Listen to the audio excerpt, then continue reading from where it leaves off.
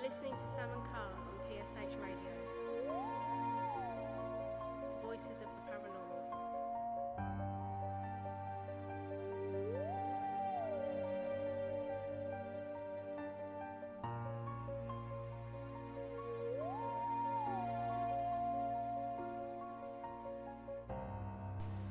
Good evening, everybody. This is Sam here, of course, of PSHRadio. You are listening to another live show, our second one, back on air.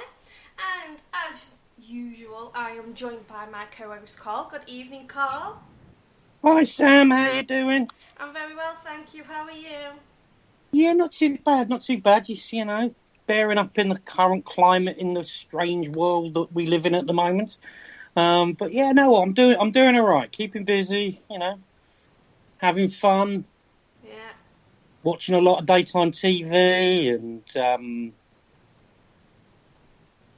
yeah, interesting. Very, very interesting times we live in. Yeah. So yes, we've got another great show on. We've got another great show on tonight. We're joined by our great friends from. Well, I've just found out it's not sunny Las Vegas; it's rainy Las Vegas, and we're joined by Celia and Johnathan. Hi. How you guys doing? We're hanging in there. How about you guys? Yeah, well, we seem to get the sun, and you guys seem to have a bit of rain going on. Yeah, that's pretty good for us, though. We could sure use all the rain we can get. We've probably sent you some rain out there from the UK just to make you feel at home. We need it. Send more.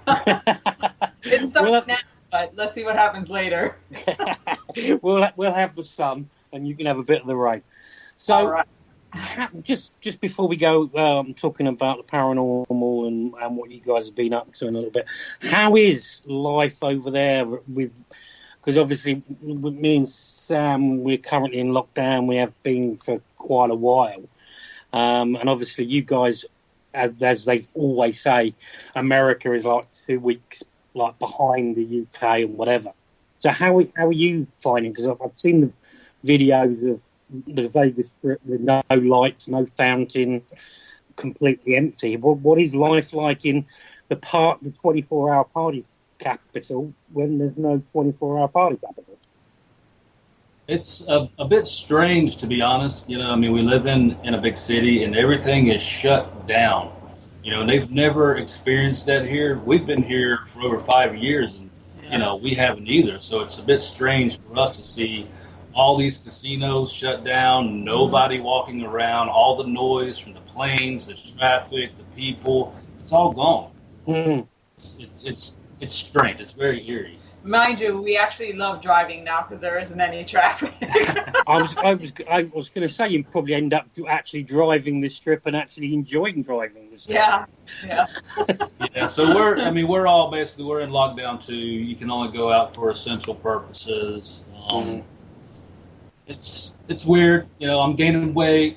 Been locked down for a month, so it's just something we have to deal with right now until this pandemic is over with, and everybody's being safe and taking the right steps to do what needs to be done. Yeah, it's about being safe. So yeah, absolutely, and that's one thing that I decided very, very quickly is that I'm not going to go out.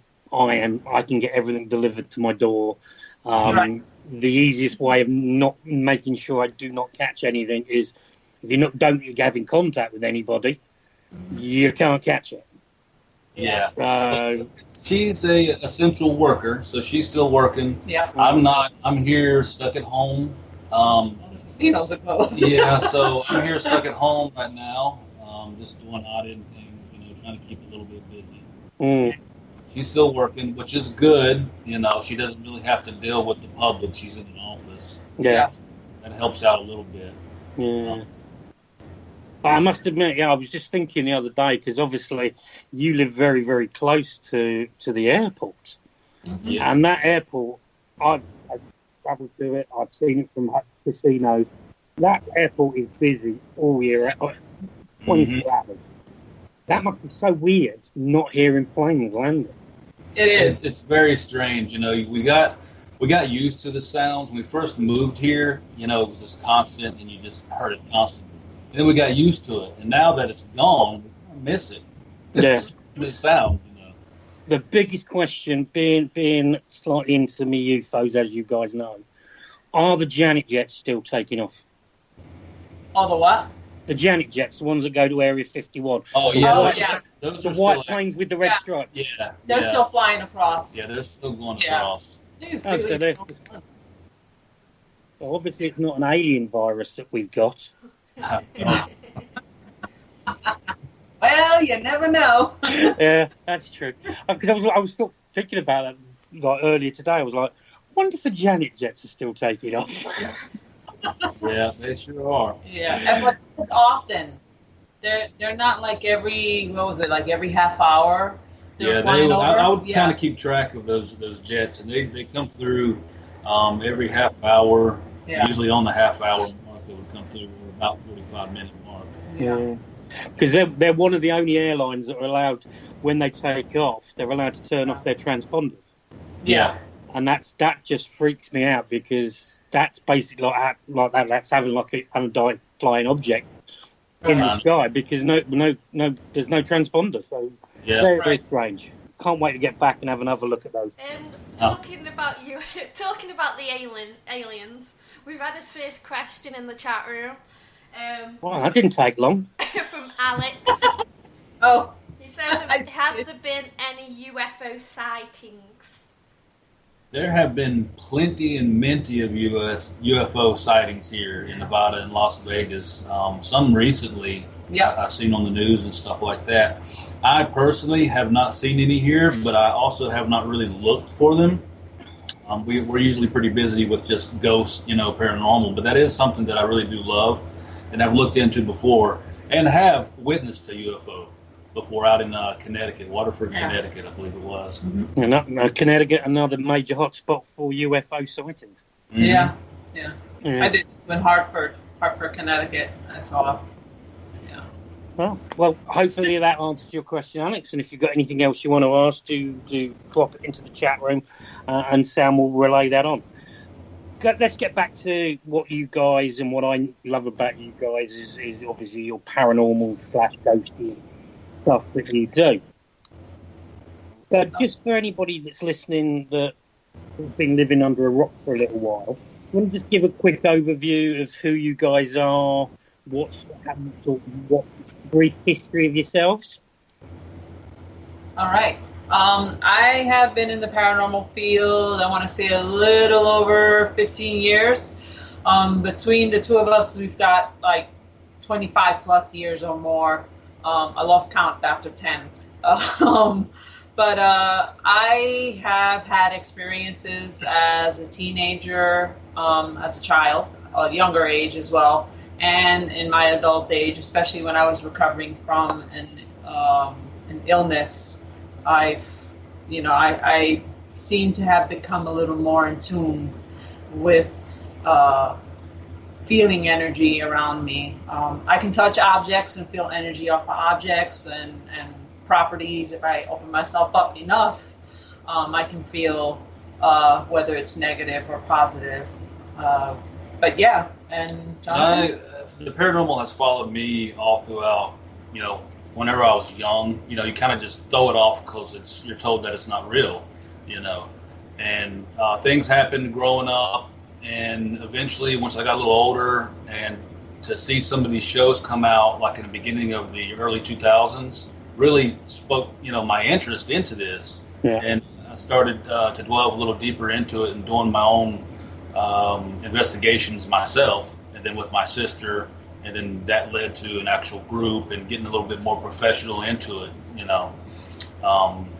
then that eventually led me to Celia in 2014, and we've, obviously we're together as a couple, so we work together with this too. And we both had our separate teams. I had a team in Connecticut, and he had one out there in North Carolina. So yeah. Okay. And here we are with Paranormal Voyages. We have our show. Exactly. We cover, that's exactly what I'm coming on to.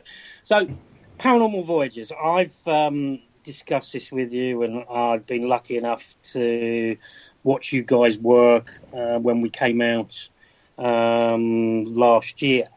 When you kindly drove us around some of unbelievable places like Goldfield and Tonopah and up to the old Clown Motel, and I knew you were talking about you were going to do it like a YouTube sort of type of episodes. I've seen some of the episodes you put on before, some of the clips and stuff like that, and we discussed this on previous shows. But your Paranormal Voyages, I was blown away by the first episode because it wasn't like the normal YouTube shows that you get on the paranormal. Yeah, it was. Well, you had the mix that makes a paranormal TV show. Yeah. You had like the opening, the history, the pre-walk, then the investigation, all that. But you had something different, which were you actually talking and feeling. So you like even on like the B footage that you were shooting, like the day footage, you were also still having experiences happening during the day. Yeah. Mm-hmm. And that just fascinated me. And watching you guys work together at the Clown Motel when we came up to you and you took us up to the Clown Motel and seeing the way you guys work, I just want to know who came up with the concept. And I personally know, obviously, like who films and whatever, but just for our listeners, what the concept of Paranormal Voyages, what is the base behind it, and how did it come about? Well, it's just something that I've always done. You know, that's my approach to any investigation that I've ever conducted, whether it be by myself or with the little team that I did have out in North Carolina. That's the approach that I always took, you know, and that's what I added in, you know, the realness to it, which it is, mm-hmm. to the show. And so that's really basically how that came about. You know, things do happen when you're filming or when you're questioning people, the interviews without filming, for the paranormal investigators who don't film anything. So in production, a lot of these shows do not add that in. You know, they're only about the end result of what they're getting during the investigation, but we want to bring all of that to light. Right, we want to capture their emotions when we're interviewing people who have had experiences. So that's, I think, a big part as well, is catching their emotions, and hopefully the audience will feel what that person is feeling. Because your first episode was obviously at the Clown Motel, yes, in Tonopah. And I've got the list of your locations. I'm still waiting to find out when number 4 comes out. I keep hounding you for a date, but you keep avoiding the question. But the Clown Motel, obviously, for anybody that doesn't know the Clown Motel is in the paranormal, where have you been? Because this place is just incredible, freaky, strange, has got an atmosphere as soon as you turn up in the car park. Mm-hmm. But you've been quite lucky because you got to know the new owner and the previous owner. Wonderful guy. Yeah, and you've spent a lot of time there. We have. The town of Tonopah, that is our spot. That's our baby right there. I mean, you know, you go to some of these places, and as an investigator, you don't always get something. But the town of Tonopah is the most haunted place that I have ever been. I mean, you can, like I told the owner of the Clown Motel, you can go across the road to the car wash, and you're guaranteed to get something over there. Yeah. You know, it's an old silver mining town, and a lot of things happen there. And it's just, you know, you talk about ley lines and stuff like that, people who have looked into that. It's said that ley lines go through that town, as well as Goldfield, which is 30 minutes from there, just, a stone's throw away. So we feel that's what all that activity is from. Mm-hmm. Yeah. So tell anybody that hasn't seen the first episode why you chose the Clown Motel to be the first. We chose the Clown Motel because it was we ventured out that way in 2017. We went to Goldfield. Yeah. We had no idea about Tonopah with the Clown Motel until a resident of Goldfield told us. Well, okay, so we came up the next week. We checked out, Tonopah and the Clown Motel. We thought it was a little bit creepy because of the clowns. you know. And we did basically a preliminary investigation there, and we just had so crazy amount of evidence that we had to eventually do an episode there. And I wanted that one to be our first episode. Yeah. And that's how we came about it. And the people, the residents there are amazing. They're pretty much open to the paranormal there. Yep. And they all have had their own experiences. Oh, yeah. Yeah, because I found it very interesting when you were watching the episode and you were talking to the housekeeper, the two lovely ladies, which I met as well, and them telling about their experiences, and that lady that said she flew the sheet up in the air, and as it came down, it was in the shape of somebody still in bed. Yeah. And she told me that story before, obviously, you put it out live on your video, because we were chatting. And I was like, nah, that's incredible. But her passion for it, you can see that she's being completely and utterly open, being completely and utterly, you can see her emotions coming up, because it kind of freaked her out a little bit. Yeah. Right.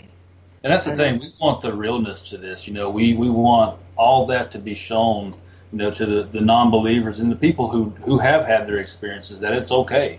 You can share your stories. You're not the only person out there. Yeah.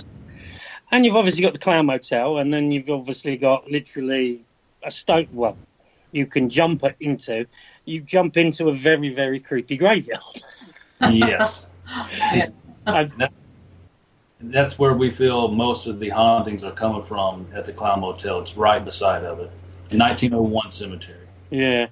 Do you through your work there on many times, do you feel that the hauntings that the motel has had, where they've seen peep figures in the rooms and you capture the EVPs actually in the motel part, and obviously the stuff that's surrounding the big clown, do you think that is coming from the graveyard across in the Absolutely. Yeah, absolutely. We know that, people, it's been there a long time, so people have passed away in the motel itself, but the majority of the hauntings are coming from the cemetery, for sure. Yep. Yeah. A lot of it, I believe. And I believe that you were, Cece, you were quite affected on either one of the days you were filming. Yeah, I think I opened myself up a little bit too much when we were there that night, where I could actually audibly and physically feel them walking around us. It's kind of like we were in the center and they were pacing around us. And that was during the interview. Yeah, I was definitely affected with the clown when I was talking to Haim. But yeah, I was affected. I felt burning in my chest, kind of like I guess I was probably asking too many questions about the clown or the motel. But in the cemetery as well, I did feel a lot of energy surrounding us. It was creepy. It was really creepy. Because you captured the big clown. Just for anybody that has not seen or has not actually knows anything about the Clown Motel, in reception there's literally thousands of clowns, and that's where obviously the hotel gets its name from.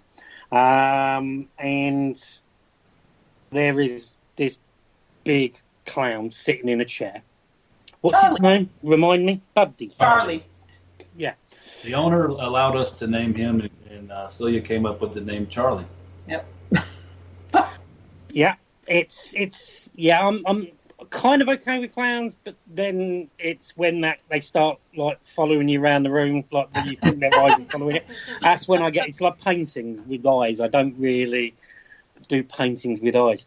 But you've captured on 2 different times the clown's hands moving. That's correct, isn't it? Yeah, we actually captured it 3 different times. Yeah.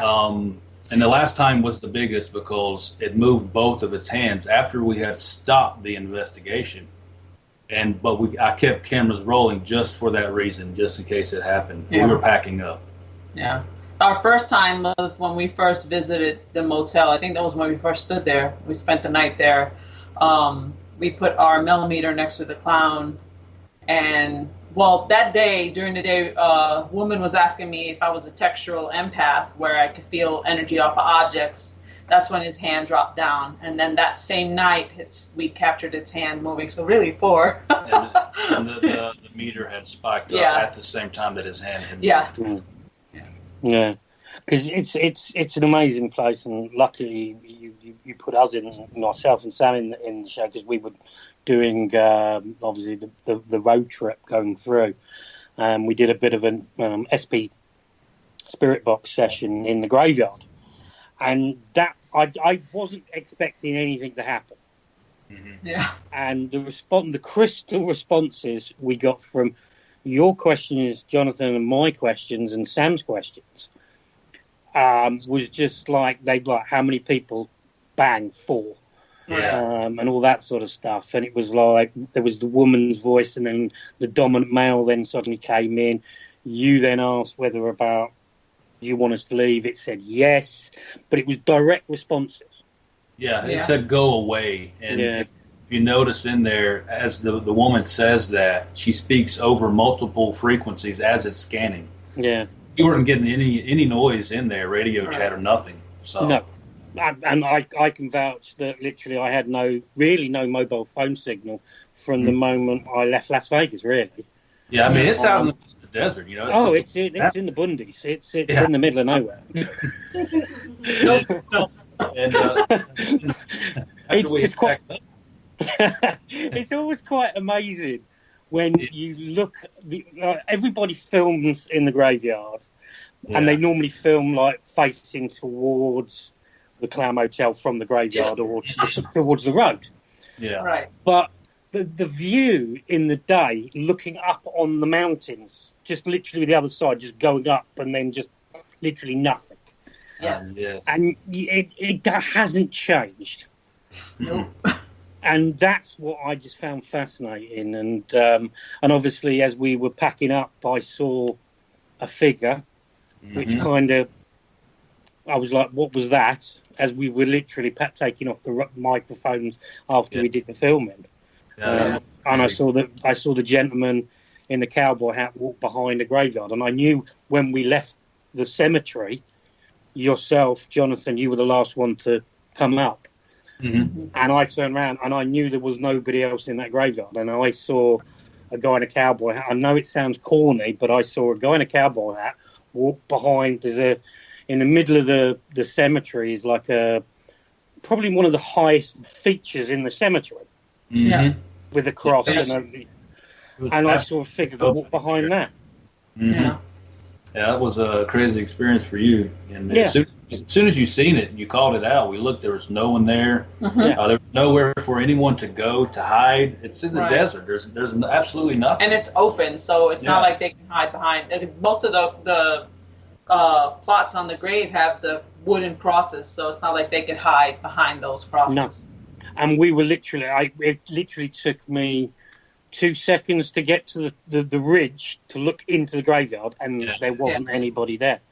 But amazing play. Anybody that's ever wanted, not been to, just go to this place, go to Tonopah. It's amazing. And another location that you guys covered while you were on for the series is the haunted Tonopah Liquor Company Saloon. Yes. First question I have on a personal level: where is it, and why didn't we go to it? All right. It is definitely in Tonopah. Yeah. It's down the road from the Clown Motel. You know, Tonopah is a very small town, as we said, and it's directly across from the Mizpah Hotel, which is our next episode that will be coming out. So yes, we did investigate the Tonopah Liquor Company. It is insanely haunted as well. I got extremely affected there. I've never been affected throughout my years like that on an investigation. And it was bad. It affected me from the interviews all the way up to that day when we left and to when we came back for the investigation. Mm-hmm. Yeah, I've never seen Johnathan affected so bad. Like, he was a completely different person. Like it was Johnathan, but it wasn't Johnathan, you know? Mm. Yeah, and you were pale. You were very, very you pale. see it in the episode whenever it really started affecting me down in the basement. Mm-hmm. You can see I was just sweating, horribly sweating. And we had already been filming an interview upstairs. And then you would think you'd go down into the basement. It's a lot cooler down there. Yeah. So why was I sweating like that? And, you know, I just started feeling very weird after we got that middle point in the basement. And I had to bring it to everybody's attention while Celia was doing the interview. Mm-hmm. Yeah. With Tiffany. Yeah. But yeah, the cellar, the footage that you caught in this, like you did in the cellar, and the footage that you caught actually in the saloon as well. Mm-hmm. That it just blew me away what I was watching. Going back to, obviously you were affected. Do you think that was some sort of attachment, or do you think that was just too close at any particular moment, or what? I just don't. I don't feel there's not a lot of people. It's not that place is not used to people actually coming out and reaching out to the spirits there the way that we did, and the way we conduct our investigations. And I opened myself up big time there, and for some reason the spirits really connected with me, and they just kind of latched on throughout that whole day and that entire night. And I feel that they did this because they thought we were there to kind of harm them or do something bad. Because once in the episode, once I stated that we weren't there to harm them, I felt a lot better. Yeah. So that's what leads me to believe that they were just kind of trying to push us out in a sense. Some They're of them protecting were. The place. Yeah. Yeah. And then after that, everything was, I started feeling a lot better. I did feel good whenever I walked out of the building, but when I went back in, it was bad. And then, like I said, once I stated that, things started, getting a lot better for me. There's some amazing footage there. And what actually brought us to the place was an old saloon beside that one, the old Pullman Saloon. We captured a shadow figure coming from their saloon. Right. In 2017. Right. And then that's what led us there. And you show that on that particular episode. You see the shadow that was coming through, and obviously and it's right next door. It was amazing. Cece, you obviously being what you do in the film and the way you pick up on stuff. What were you feeling on that particular night? Obviously, you could see Johnathan was being affected. Were you picking up on anything, or? I was picking up on a male figure, definitely, which kept I guess tugging on my sleeve or touching my arm. At one point in the episode, I asked Johnathan if he was touching me. It felt like he was touching my forearm, and I thought, okay, they're playing games with me, But I think for the first time, I felt the energy, but I didn't feel it as a negative energy. I felt it as, like I said, something protective of the place. It didn't affect me like it affected him. And I guess, like I said, being that it was a male figure, maybe it felt like it had to be protective against the other male that was in the building, which was Johnathan. Mm-hmm. Yeah. Well, the thing with that is also the guy, one of the spirits that we did reach out to, or actually reached out to us, his name was David Holland. Mm-hmm. He was a previous owner in the early 1900s, and my middle name is Holland. Yeah. I don't know if that had something to do with it, but he did come through and actually captured some of our best evidence there. If people look back at the episode, whenever he says his name through the spirit box, there's an actual partial manifestation of an arm. It looks like an arm that goes into the spirit box. Yeah. And that's just, that evidence is crazy and something that investigators love and only dream to get. Most don't. So very proud to be able to capture that. Yeah. Yeah. And like I said, each episode that I've watched, all three of them, each one just it builds up on the next one. It's just the stuff that you're capturing. And like you said, when about that shadowy arm thing that went into the spirit box, it's like you can clearly see it. It's not like it's one of those grainy videos where they say there's a shadow and you have to like zoom in. You can clearly see it. When it comes to obviously reviewing the footage, I presume that would be yourself, Johnathan, that does all that?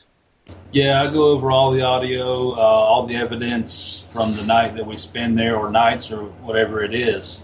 It's a lot to do, but I've been doing it for years, so I'm very comfortable doing that myself. Celia, sometimes she doesn't have the eye for some of the things, because sometimes I'll catch something and I'll play it back to her just to see if she'll catch it. And she does, in the majority, she doesn't see it, so that's why I do all of that. But she's a good investigator. You know, honestly, they usually tend to attract to her more so than myself. You know, when we go on investigations, which was why I was surprised at the Tonopah Liquor Company how severely I was affected there. So I know there'll be people listening that are into their equipment side of it, and I know that for sure. Just a quick one. What sort of cameras do you use? 4K high definition cameras. They take up a lot of room, storage on my computer, my laptop. We try to do the best cameras we possibly can to capture evidence, and honestly, these are the best cameras to use. They're called Sony AX53 or 33 are the two that I use. Yeah. Mm-hmm. I've never captured as much amazing evidence on the other HD cameras that I have that are expensive too, than I have these cameras. So I would definitely recommend anyone to go for those. They're a bit expensive. They go for over $1,000, sometimes a little cheaper if you can get an open box one. Yeah. Usually like Best Buy or something like that. The night shot on it is amazing. Yeah, it's 4K. Amazing. 4K, so. Yeah. Yeah, I must admit the quality of those cameras is very, very good. And just for the UK listeners, $1,000 is about current exchange rate about £850 to £900, depending which exchange rate you get. Mm-hmm. But yeah, they are worth the money. But when it comes to equipment side of it, when you investigate it, do you have a plan of what equipment you're going to use, such as the millimeters, etc., or the SLS or whatever? Do you have a plan before you go into the investigation, or is it you have it there and if you need it, it's there? Well, we do have a plan, and we do have it if it's needed. Sometimes we don't use everything because there is a lot of equipment. Yeah. The Spirit Box is my favorite and the best tool. Not everybody can use that and understand it because it's static, but it is the best tool to use in my personal opinion. What we usually do, well, for sure use the Spirit Box, millimeters, any type of electromagnetic meters. Mm-hmm. We have the SLS. I like using the SLS. Ovilus, you name it, we have it. But yeah, the Spirit Box is always used, as you can tell in our episodes. We get so much amazing intelligent responses and evidence with that. Yeah. And they're clear responses as well. Yes. Yeah. And we use some of our old stuff too, like the old K2 meters, to do comparisons with the millimeter and the K2 meters to see if we're catching any spikes, anything on the EMF field. Cool. Right, the third episode in the series of Paranormal Voyages, which we will put the links out and we'll post the links during the show and after the show as well, was another place which I'm quite surprised that you didn't take me to, but we'll talk about that off air. And that's another place that looked amazing when I saw it. Being British, the Crown and Anchor pub. Yes. How did you find that little gem? The thing with that is I follow a local newspaper online, and they did a story there, and they interviewed employees about things that were happening that they couldn't explain. And the owner, he believes in, spirits, but he's skeptical about the things that were going on because he personally has never had an experience there, and he's owned it since, 95? Yeah. And so I reached out, had someone reach out to him for us because I was editing at the time. And they said that they were willing to let us come in. And so we spoke to them. We got a hold of workers there, and we did our interviews and everything, and that was in the episode. Yeah. and it's extremely hot in it. And personally, I didn't think it was going to be. I was a little skeptical about the place because I had never heard about it, and it's literally down the road from us here in Vegas. Mm. So here's a funny thing about that. We went there the night before, the week before, was it? To eat, just to get a feel of the place. And I was immediately drawn to an area of the overflow area of the bar, of the pub, by the stairs. And I was drawn to it the whole night. And one of the servers there told us that everyone happens to see a little girl on the steps there. I didn't even know anything about that. Yeah, I didn't fill Celia in on any information. Yeah, I didn't know. Of that, but I did know the stories because I read the article. Yeah, that was pretty cool. So on the episode, one of the bits which I was like really fascinated in was that you got something coming through about ashes. Yes. And you were like the remains or some sort of thing of a past regular or somebody that worked there that they actually kept behind the bar. Yeah, there was but none of the bar staff actually knew about it. Yeah, there was some bar staff that did, but a lot of the employees did not. And as you can see in the interviews, one guy was surprised that he's actually from the UK. Yeah, he was surprised to find out that there was ashes there. Yeah, he was blown away by that. Yeah. It just fascinating because the I think it was the pool area which is upstairs, the pool table upstairs. Mm-hmm. The guy there, he looked terrified. Yeah. Jacob, he had some incidences in the kitchen because that's where he works, and of course all the other employees. I mean, things have happened everywhere around there. Unfortunately, we didn't get to get in the kitchen, which is understandable. But we were able to get the place to ourselves, which was a very rare thing to happen here because it is a 24-hour pub in Vegas. So we are honored that they let us do that. Yeah. And you did some work with the local TV station. Yes. Which you were doing live updates throughout the day. Yeah, we were on the Fox 5 More Show is what it's called, and it's a morning show here in Vegas, and they did a story with us on our episode there. We did a live investigation throughout the day with the host, and we had some amazing things come through. He was very skeptical about it. He looked kind of scared a few times, especially yes. the live ones that I watched when you were doing. He looked a little bit jittery.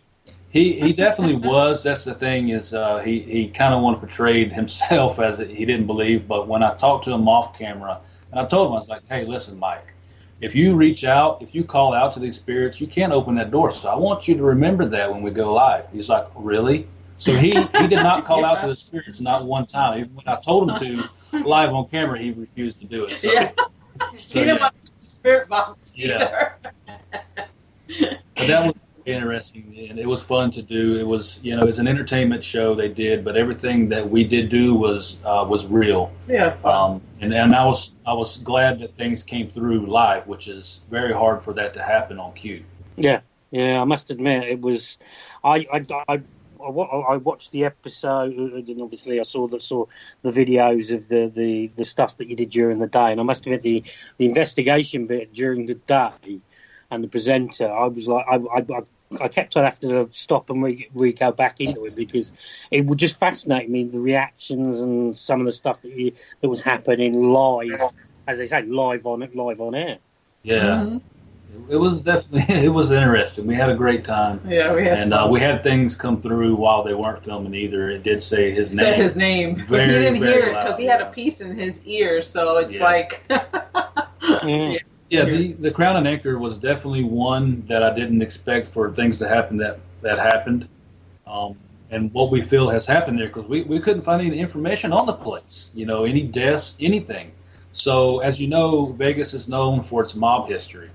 Mm-hmm. So and locals had mentioned about possible mob ties to the place. So we feel things that happened there through the mob throughout those years. Yep. In the 70s, I think it had opened up. Yeah, well. the amount of places that I went to, the times I've been in Vegas, and everybody says, "Oh, this is mob connections." Obviously, the town was built by the mob anyway. But even some of the tiniest little places, like when we. Oh, by the way, MJ said to say hello to you too. Hi, MJ. She'll talk to you soon. She just messaged, but because I was just going to actually mention that brought in. But obviously, myself and Sam, we went over for MJ's renewal in Vegas, and we went to this like little Italian, and it was like walking into a scene off The Sopranos. Yeah, we're dressed in all like the black and the gothic and like this, that, and the other, and we're walking in. The guys in suits, ties, braces, older gentlemen, and it was just like, and I was like looking around. I'm like, this place looks like a mob hangout. And then I found out afterwards it was. Yeah. And still is. Mm-hmm. Wow. A lot of places here used to be, like you said, this town, the city was built by the mob, and it was. Yeah. Is there still mob people here? Of course, absolutely. It's not like what it used to be with the deaths and the bombings and all that. They had 80s and 70s. Yeah. It's but, still... it fascinates me, like the mob side of it, and that's another thing that I enjoy talking to you guys about. Both of you guys work in worked at or do work in the casino industry. Obviously, not at the moment. Yeah. And yourself, Johnathan, security. CC, you were at the Hard Rock. Did you? Because I've had many conversations with bar people and in Vegas casinos, and they don't like talking about it. Yeah. You have to get them on the right sort of mood. Mm-hmm. Right. And I was like taken aback, like literally, nothing paranormal happens here. And I'm sat at the Luxor bar, and I know damn well there's stuff that happens. Oh yeah. And I caught one of the guys off duty. He was having a drink, and he told me some stories. So you guys both work in the industries. Mm-hmm. Have you experienced or heard stories at certain casinos? Yes, there is a lot that happens here in Vegas. When they say what happens in Vegas stays in Vegas, a lot of it does. The deaths that occur at these casinos are just crazy. You've got suicides, you've got murders, overdoses, accidental deaths, just crazy things that happen. Celia has had to deal with it more than I have, surprisingly. When we first moved here at the Hard Rock, she actually had to clean up someone's blood that was ran over by a tractor-trailer truck.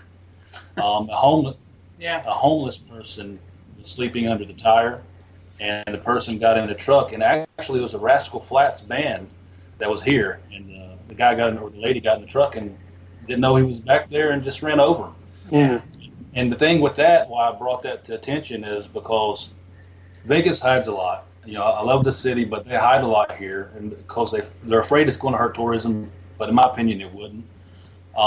They tried to say that the homeless person survived. When you get run over by a tractor trailer, you're not going to survive.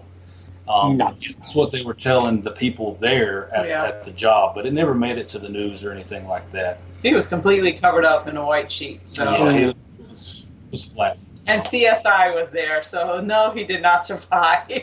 That's just the things they cover up here, and I can see from their standpoint, in a way, if they're afraid that it's going to hurt tourism. I don't believe so. People are still going to come and party. Yeah. What about the haunting side of it? Yes. Heard about things happening, like hauntings happening in casinos? Yeah, all these casinos are haunted. Like I said, that's why I was mentioning all the deaths that happened here. They're definitely haunted, and we've had our own experiences working in the casinos. Celia has had quite a few at the Hard Rock. At the Hard Rock, I've experienced a few things as well at nighttime when it's quiet. And I've experienced things where I was at too, and it's extremely haunted. People would not think it. Mm. We had an area in the Hard Rock where a team member and I were gathering up trash bins for the rehab pool party, and we watched the VIP doors open, and we were expecting someone to come out of the VIP doors, and there was nobody in the VIP room at all. There was like really no exit in that area, And these are heavy doors, so the air conditioner would not cause a suction because these are doors that latch shut when they close. And they also hand too, partial hand go down a rail and disappear as well. We also saw a partial hand also going down the railing as well, and there was nobody there. And a maintenance man had passed away in that area years ago. Yeah. Yep. Yeah, crazy. It is crazy. I'm going to pass you over to Sam because I believe Sam's got some stuff that she wants to ask you. Okay. So, if nobody knows, Cece and Johnathan, like many people who are into the paranormal, own some haunted objects, don't you guys? Yes, sure we do. Would you like to tell the listeners about them? Yes, we do not collect haunted objects because it's cool. We started collecting haunted objects years ago because it's part of what we do in our research. You have to, you got to take a step out sometimes and see about these hauntings and stories. Right. So we've acquired quite a few haunted objects, or cursed, and they say are cursed. We do have haunted dolls, a couple haunted dolls. We do have a Dybbuk box, some other little small things. We do have crying boy paintings. One of the most haunted objects we have, I'd say they're all pretty haunted, is the Isabel doll we have. And she badly hurt me in 2017. And the reason that happened is because I was mocking her whenever I got her, because she came from a family in Mexico. So I was like, okay, of course I take this seriously. But when I came home from work, there was Annabelle was on TV, which was funny. This was like, I don't want to get too much into the story right now, but I did held her up and I was mocking her, and there was a extremely bad energy burst that went through my body. I ended up having to have minor surgery because of it. Yeah. I'll get into that in the future. Sorry to leave you hanging on that, but so yeah, that's one big haunted doll we have. The Dybbuk box, we've had scratches coming from it. We found it at an antique store. The lady refused to touch it. It was hidden away in the corner. I got it, see if it's actually haunted, and it absolutely is. We got another doll right over here in the corner. Her name's Lucy. Got her from a friend of ours named Jackie. She purchased her and had her put away, and her sister was cleaning the doll up and took the doll's shoes off and started experiencing being choked, and things just went out of whack for them, and after that had happened, and she decided to send the doll to me. I got her in the office where I work, and as soon as I opened up the box, the lights in the office started to flicker, and one of our residents said that he saw a black shadow figure come out of the box. And he did not know what was in the box. He didn't even know what was in the box. Yeah. And she brought the box up here, one of her friends and her, and when they set the box down, our living room light flickered. All the rest of the lights didn't, but where the box and the doll was, it flickered. And the girl said, well, I'm out of here.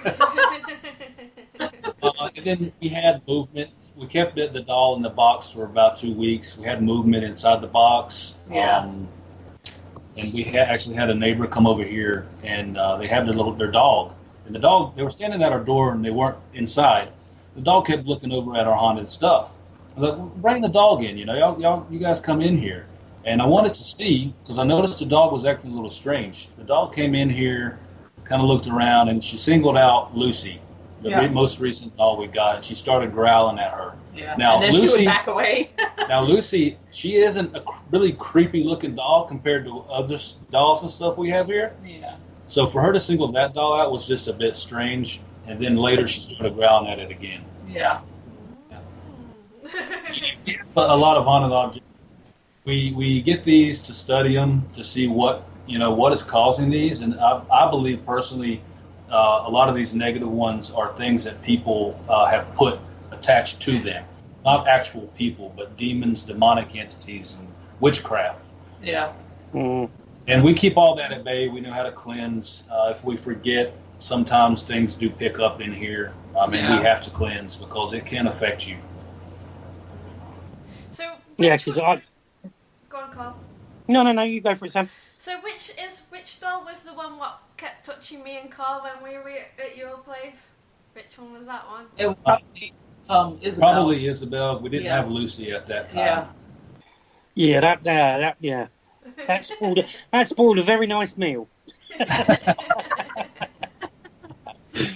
But like obviously this is radio, but I can see clearly where the divot box is, and I can see that you've got it salted all the way around, and you've got certain things in cases, etc., etc. So you obviously you keep them with respect, and you keep them protected and cleansed and stuff like that, because the amount of times that I've spoken to yourself, Cece, and you've said about, I got scratched here, and that's a time to re-cleanse and stuff like that. It's an ongoing process, isn't it?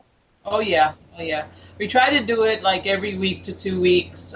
Sometimes we tend to slack off because work gets a little hectic and we're tired or whatever, poor excuse. But yeah, once we start experiencing things or start feeling things or Johnathan feels things, anything that we hear, that's when we do cleanse. We do a full cleansing. Yeah, she's gotten scratched pretty bad in here, laying in bed, and we post some of these pictures. It's crazy how she's affected like this. The energy, I believe it's the energy clashing with her. She has a different aura about herself than I do. Yeah. Celia was in a coma for almost 8 months. Mm-hmm. So she's been to the other side, and she came back, and I feel they definitely reached out to her because of that. Yeah, it's as I describe it, it's kind of like a beacon for them. Yeah, it's a little light bulb that we carry around. Hers is a bit brighter than mine. Yeah. You're not a dull bulb. Sam, is there any questions from the chat room, or is that pretty quiet still? That's pretty quiet at the minute. Okay. I've got a couple of other questions that I just want to just go through with you. Obviously, we've got 3 episodes of the YouTube Paranormal Voyages series, web series. Episode 4, which I know you've announced is going to be the Mizpah. Mm-hmm. Yeah. Okay. When is that going to be out? He's not going to tell you that one. The Mizpah Hotel, that will come out here eventually soon. I have held off on that because of the pandemic right now. I know a lot of people are looking for work and stuff, so our shows are kind of on the back list of what they probably want to see. I may be wrong. And I also, with all this going on, I got to be in the right state of frame of mind, artistic-wise, in order to put it together. Yeah. So I haven't started to put it together yet. I did do a teaser on it. I have went over all the evidence, and we've captured some amazing stuff. I'm really looking forward to sharing this with you guys, with everybody. We had a great time. It is listed as, for several years in a row, listed as the most haunted hotel in America. Yeah. So, and that's for good reason from what we experienced. Oh, yeah. It was just Celia and I that investigated there, did the interviews, investigation, and everything. So it will be out. I'm going to try to get it out this coming month is what I plan to do. I'm kind of playing it by ear with the pandemic and everything that's going on. Yeah. I think is with what's going on in the world, I think you're doing the right thing, and as you say, you've got to be in the right frame of mind. Yeah. And I completely understand that. I know I rib you about when's it coming out. That's because I jumped. Me and I watched literally 1, 2, and 3 back to back twice. Thank you. Literally just binge watched them, and I was like, I need the next episode. But it's I completely understand. Out of obviously that's going to be the 4 episodes so far. Before, obviously, with the pandemic, and once we come out of the pandemic, how many more episodes have you got planned for that particular season? The thing is we got held back on this season originally. That's why they're kind of coming out month by month or every so many weeks. Mm-hmm. We were held back by several months, which messed up our production, post-production. That's, like I said, that's why we're going with what we're going with. After this one releases, we're going to take a little break. And that's usually what they do in the television industry, is they'll split the season up. Yep. So we're going to film. We got a lot of amazing other places that we're going to film at, and we're going to try to get those all out like at least every other week. And we'll have probably around, I think probably 8 to 12. I wish you guys were out here. It would be awesome to have you guys out here with us. So we'll have, so we'll have about 8 to 12 for the season. So yeah. Cool. Yeah. And don't worry, I've already got plans in the works. You know me. I cannot have a year go by without my Vegas fix, and obviously seeing you guys as well. It'll happen sooner rather than later. Trust me. Whether Sam's there, that's a different matter. Obviously, going away from the paranormal slightly. You do a jewelry line as well, don't you? Yes, I do. I have been making pendants, wire pendants with gemstones like tourmaline, obsidian, desert glass, sea glass, everything that we can find out by the mines, pretty stones, and I'm going to be tumbling some of them as well. And she's selling these, all the money that we get from these pendants that she's making goes to our episodes and our travels, because it costs us over $1,000 per episode just to travel, go to these places, sometimes around $2,000. It's a lot of money, out of our pockets, and I do all the editing and we film and everything. Yeah. So it feeds us and gives us shelter. Hotels and getting into places. Gas and stuff, Some of these pendants that she's making, I would go out in the desert, and I found actually this past week some amazing rocks, marble type rocks and stuff. So these things are things that we have found. Yeah, Nevada opalites, a lot of pretty stones, a lot of azurite stones. They're blue. They have this pretty sparkly blue color on them. So yeah, I'm excited to make some more. Cool. What we'll do is we'll post the links on our pages. We'll put it out there, and we'll just do what we can for you guys. That's the hour. The hour just flies by when the conversation is flowing this well, and it's always a pleasure to talk to you guys. We will see each other hopefully very, very soon.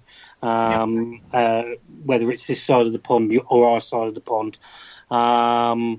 Thank you for coming on. It's always a pleasure.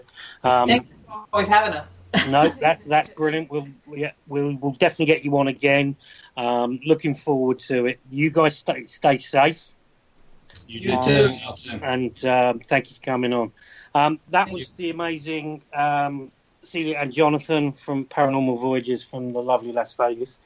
It's always a pleasure to talk to these guys. They're good friends, more like family, and it's good to catch up, and it's good to actually see them on screen. I know it's radio, but I get to see them. So that's the show for tonight. Next week we are back. Next Thursday, 9:00, and we will be talking to a very, very interesting guest. One not to be missed. Another guy, the other side of the pond to us. So keep a lookout on social media. We'll be announcing the guest at some point next week. I'm going to pass it over to Sam to do the final wrap up of the show. But as always, it's a pleasure to talk to you. Get involved. Talk to us on social media. If there's anything you want us to do, anything you want us to talk about, you've got our contacts. You've got emails, social media, whatever. Just get involved. If you want to be on the show, send us an email, send us a request, send us a message. We will love to talk it. It's your show at the end of the day. I know I say this every week, but it is you guys that listen make the show, because without you guys, I'd be just talking to myself in the dark, which is what I do normally anyway most weekends when there's no virus going around. So I'd just be still here talking. So it's nice to know there's people out there listening. Been a pleasure. I'm now going to pass you back over to Sam, and I will talk to you guys next week. All righty, we miss you. I'll lastly finish with thank you everybody for tuning in. As usual, Wednesday at 8 p.m. next week we will be announcing next Thursday's guest. So it is a good night from me. And a good night from me. Good night, everyone.